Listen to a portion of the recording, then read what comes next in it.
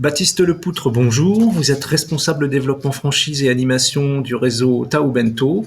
Tout d'abord, merci d'avoir accepté l'invitation de Franchise Magazine. Bonjour, merci à vous. Ma première question est très simple. Pouvez-vous rapidement nous en dire plus à propos du concept Tao Bento? Nous, notre mission, c'est de faire découvrir et de rendre accessible au plus grand nombre les saveurs de la cuisine asiatique. En fait, on est parti d'un constat, c'est qu'aujourd'hui, dans la restauration, on a une offre qui est très segmentée. On va retrouver des enseignes qui vont très bien faire du sushi, qui vont faire très bien de la cuisine thaï, qui vont faire très bien du poké. Eh bien, nous, on a pris le parti de tout rassembler et d'être multispécialistes. Donc, chez Tao Bento, vous allez retrouver une offre poké au comptoir, de la cuisine thaï, des pâtes thaï, des bœufs basilic thaï, des poulets curry rouges, une cuisine japonaise avec des sushis, des makis, des sashimi, une cuisine vietnamienne.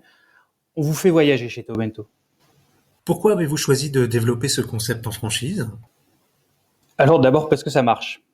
Et évidemment, on est très rassuré des performances. On a déjà 3 unités pilotes, une 4e là qui va ouvrir d'ici 15 jours. Et ces unités pilotes, ça nous a permis évidemment d'apprendre beaucoup, d'améliorer le concept au fur et à mesure, d'améliorer l'offre, de le faire vivre, et il continuera évidemment à vivre. On connaît notre concept, il est performant, et désormais on peut le développer entre guillemets en série. Ça, c'est la première chose. La deuxième chose, c'est que on souhaite donner l'occasion à des entrepreneurs. Finalement, notre réussite, on voudrait qu'ils réussissent également dans toute la France. La franchise, c'est quand même un excellent moyen d'accélérer le développement. Et autre élément qui est très important, particulièrement dans notre métier de multispécialiste, c'est qu'on souhaite des entrepreneurs qui soient aux commandes, parce que c'est un métier qui est exigeant, c'est un métier de détail, et donc on souhaite avoir des entrepreneurs qui soient dans leur restaurant, au plus proche des équipes, au plus proche des produits, au plus proche des clients. Vous venez d'être désigné lauréat 2021 des révélations de la franchise et je vous en félicite. À quoi vous attribuez ce prix? À notre concept, justement à nos unités pilotes, à notre concept qui est, pour le coup, on n'a pas de concurrent. On est le seul, finalement, à proposer une offre globale, générique, avec un savoir-faire de spécialiste. Donc ça, à nos yeux, c'est ce qui a plu au jury.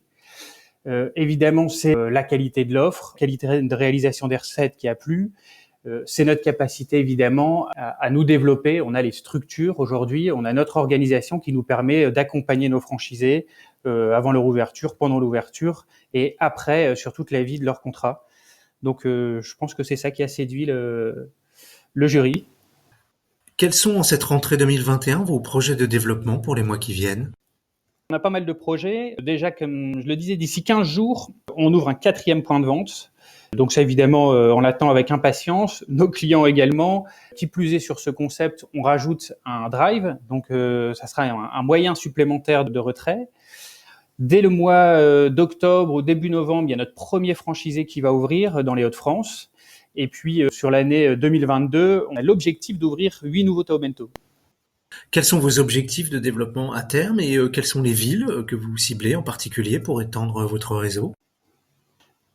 Alors, notre ambition, c'est de devenir l'enseigne de référence de la cuisine asiatique. Ensuite, sur les 10 prochaines années, notre ambition, c'est d'ouvrir 200 Tao Bento sur toute la France, sur les villes de plus de 100 000 habitants. Donc, on vise toutes les métropoles de plus de 100 000 habitants. Quels sont les critères pour devenir franchisé Tao Bento? Vous avez parlé d'être opérationnel. Évidemment, on est particulièrement attentif au choix de nos franchisés. C'est encore plus vrai, mais ça sera vrai tout le temps, mais c'est encore plus vrai là sur ces débuts. On recherche des partenaires, des franchisés qui souhaitent participer à cette fabuleuse aventure avec nous. Ça doit être évidemment des opérationnels. Ce sont des investisseurs et des opérationnels. Donc, ils sont à la fois, en effet, concernés parce que ça leur appartient et concernés parce qu'ils sont aux manettes. Ce sont des commerçants. Évidemment, ils adorent la relation client, la satisfaction de leurs clients. Ce sont des bons managers. Il y a dans nos restaurants entre 20 à 40 collaborateurs avec une grande mixité. Ça, on est très fiers d'embaucher ces personnes et donc il faut être un bon manager. On souhaite également des franchisés qui adhèrent à un réseau participatif. On souhaite des franchisés qui participent, qui fassent grandir en même temps que nous le réseau Tao Bento et puis qui aient la volonté d'ouvrir 3, 4 Tao Bento sur leur secteur. Quel budget faut-il prévoir pour envisager d'ouvrir une franchise Tao Bento? Le budget, il faut compter entre 400 à 500 000 euros. D'accord. Quels sont les principaux postes de dépenses à prévoir? Pour revenir sur les investissements, déjà, dans les formats, il y a 2 formats de Tao Bento. Nous, d'abord, le premier format, c'est une boutique traiteur. Lorsqu'on arrive dans un Tao Bento qui fait environ 200 mètres carrés, on a sur la gauche un comptoir ouvert avec la cuisine ouverte.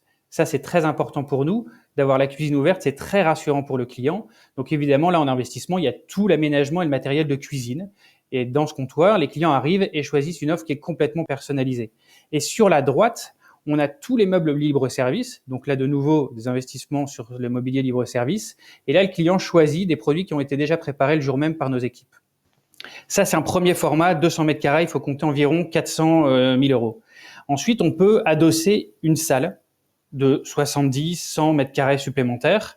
Et là, évidemment, ça vient ajouter un investissement supplémentaire. Quelle formation proposez-vous à vos nouveaux franchisés? Comment ça se déroule?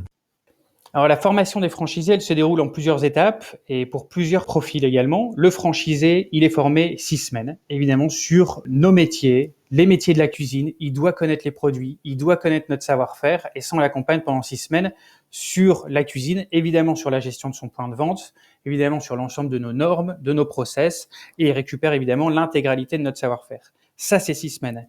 Il y a également son responsable de production, son responsable cuisine. Pendant 6 semaines également, on accompagne et on forme ce responsable de production pour qu'il connaisse de A à Z l'ensemble des produits, l'ensemble des recettes et qu'il puisse réaliser à l'ouverture de son restaurant les plus beaux produits.